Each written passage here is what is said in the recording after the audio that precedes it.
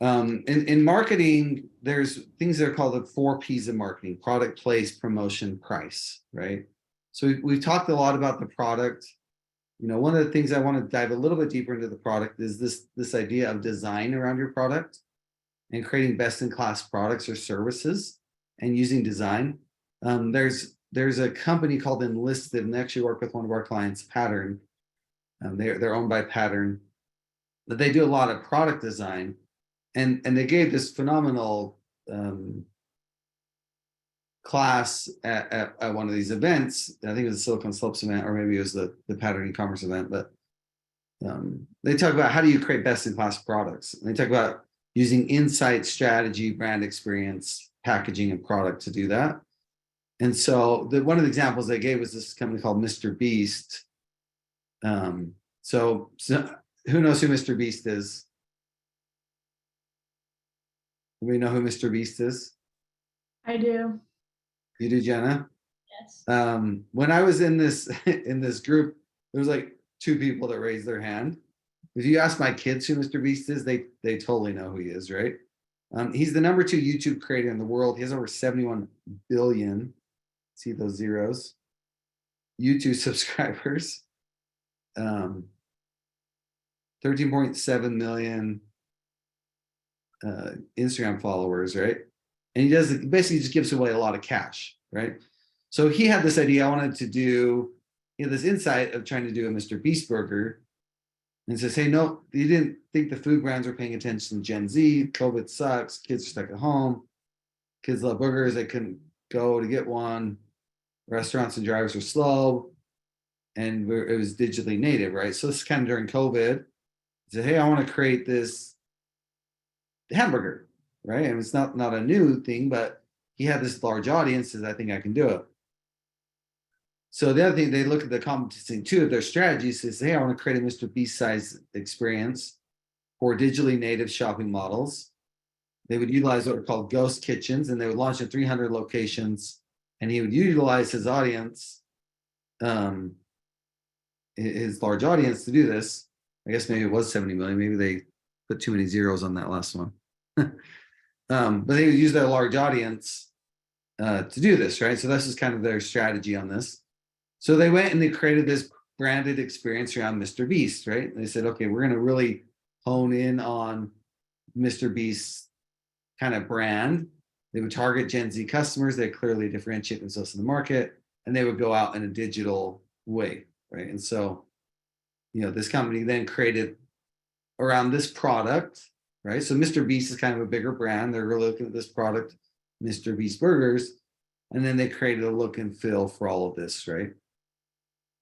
Another company, they work with this company called Allbirds. And so the insight was people want better products that don't destroy our planet. And so they were looking at, hey, how do we create packaging for this company that is, environmentally conscious about this? And so they also want to create a positive impact through sustainable practices. And so what they did is they actually created the packaging that aligned with that brand, right? And they went through all these iterations. They tried all these materials to try to create a product or a packaging that could decompose and would be friendly to the market or to the environment. And so that's what they did. They actually used packaging as part of that. Another company, they work with this company called Arlo. And so creating that cohesive experience when you're looking at multiple products or multiple services, you want to keep the design to be consistent as well. And so, in this case, they said, okay, the insight is people want to know what's going on in my home. Strategies, let's go create products that belong in the home, that are inviting, aware, community, they're flexible, they have the packaging is easy to understand, and the cohesive design works in the home. So they created these series of security products that did that, and they had a unique feel, and that was what became Arlo. A lot of our companies are service-based companies, and so service design is also equally important, right? So when you're looking at service design, you're looking at the policy, so the rules, the standard operating procedures, the workflows that go into the design of the service. You're looking at the assets that are being used, the physical and digital touch points that the customer interacts with. These are the tools that your employees are using. It's also about the culture. So the unwritten rules that dictate attitudes and approaches, right? And it's the people, right? So people that you hire, the core values that they represent, the interactions that they have with customers, right? That experience and that design is just as important as if you're designing a physical product, right? So let's take a few minutes, for example, and think about your product or your service. What kind of design improvements could you make to that product that would create a better experience?